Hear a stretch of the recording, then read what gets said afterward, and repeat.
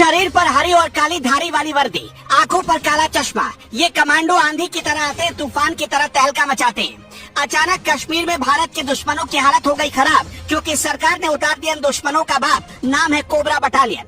US marine commando से 2 कदम आगे रहते हैं कोबरा कमांडो, जंगलों के शहंशाह, रात में दिखने वाला पहनते हैं चश्मा, 11 दिन तक बिना खाए रह सकते हैं जिंदा। ये कमांडोज जहां भी उतर जाएं, समझो वहां से भारत के दुश्मनों का सफाया निश्चित है। पहली बात कि सरकार इन्हें जल्दी उतारती नहीं, और जब भी किसी इलाके में उतार देती है तो समझो वहां पर दुश्मनों का तिनके की तरह सफाया लिख दिया जाता है। रातों रात कश्मीर में इन कोबरा कमांडोज को क्यों उतारा गया, ये जानने से पहले इन कोबरा कमांडोज की खासियत देख लीजिए। यूएस मरीन कमांडो की तर्ज पर कोबरा कमांडो को मरपट वर्दी मिलती है, यानी जंगलों में इनकी ड्रेस ऐसे घुल मिल जाती है कि दुश्मन को लगता है कि कोई पेड़ पौधे हो। इसलिए जब ये एक जगह से दूसरी जगह मूव करते हैं तो दुश्मन को पता भी नहीं लगता। दुश्मन की नजरें धोखा खाती हैं और कोबरा कमांडोज उनका पल भर में ही खेल खत्म कर देते हैं। ये कोबरा कमांडोज आज के मोस्ट एडवांस तकनीक उपकरण से लैस होते हैं। इन कोबरा कमांडो को यूएस आर्मी जैसा personal armour system ground troops helmet दिया जाता है। यूएस के M1 हेलमेट के अलावा जर्मन आर्मी का एस्टे हेलम हेलमेट भी कोबरा की शान बढ़ाते हैं।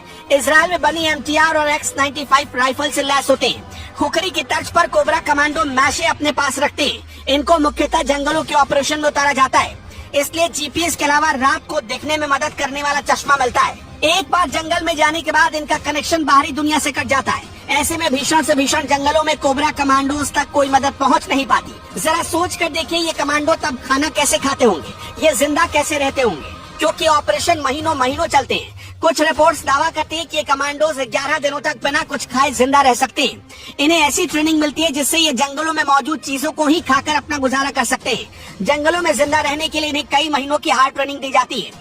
जब जंगल में कोई ऑपरेशन शुरू होता है तो इन्हें मैगी जैसी कोई खाद्य सामग्री दी जाती है जिसे चुटकियों में बनाया जा सके। पानी की बोतल को झरने या तालाब से भरना पड़ता है। खाने का सामान खत्म हो जाता है तो जंगल में मौजूद चीजों से काम चलाना पड़ेगा।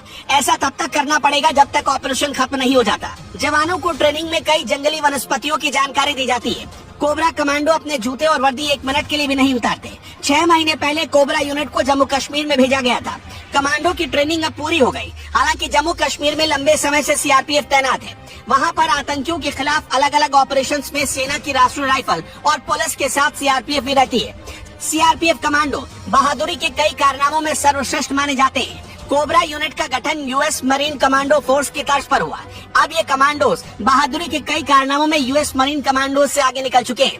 यूएस मरीन कमांडो के बारे में अगर आपको नहीं पता तो हम बता देते हैं। ओसामा तो आपको याद ही होगा, हाँ, वही जो दुनिया के लिए खतरा था। उससे यूएस मरीन कमांडो ने बिना किसी मदद के जंगल में लगातार 3 रातों तक लड़ाई लड़ी। दूसरी तरफ कोबरा के हर जवान के लिए ट्रेनिंग के दौरान 7 दिन तक जंगल में लड़ने की परीक्षा पास करना अनिवार्य है। कोबरा ने झारखंड के सारंडा के घने जंगलों में 11 दिन तक बिना किसी सहायता के एक बड़े ऑपरेशन को अंजाम दिया था।